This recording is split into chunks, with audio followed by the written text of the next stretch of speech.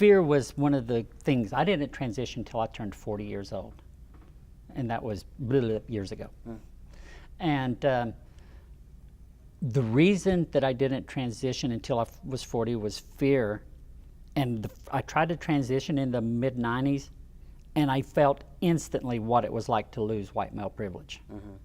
And I was terrified. This is going to sound very selfish and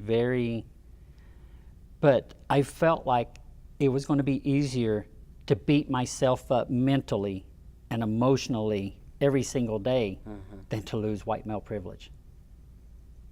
That's how, and people don't even know how powerful it is. And all it took was 7 months of me on Premarin and going out into the world presenting as a female to learn what it was like that I was giving up. And I wonder if there's other trans people without even knowing it, that, especially trans feminine, that transition later out of fear of losing white male privilege, and they don't even realize it. I'm sure there are. And, you know, on the flip side, I've seen transmasculine folks sort of ascend up into their privilege and take it and run, you know, and I think there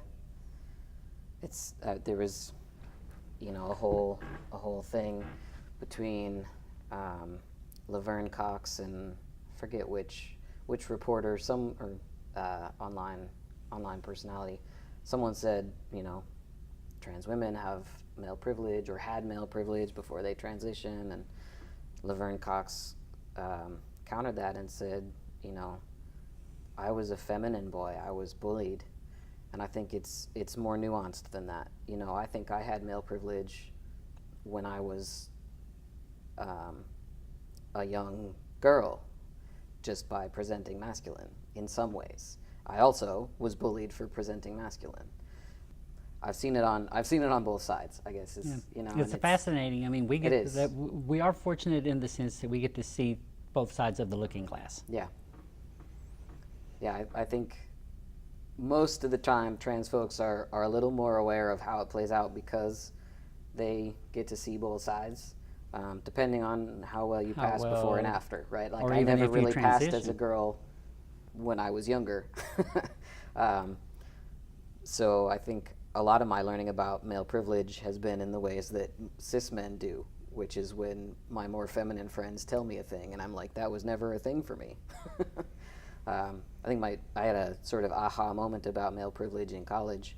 I was leaving we had a group meeting on campus, and I was headed back to my dorm and said, good night, I'm heading home, and my friends knew where I lived and knew the path to get there was sort of through this wooded path. And they were like, you're going by yourself in the dark? I was like, yeah, I do that every day.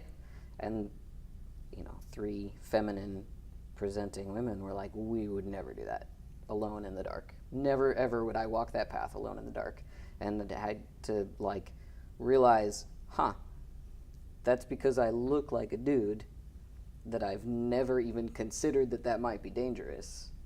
And that's called male privilege, even though at that time I was identifying as female, and as far as I knew, like, I was female, so how can I have male privilege? That doesn't make any sense, you know? It's because of your gender expression and the way the world chose to see you. Yeah.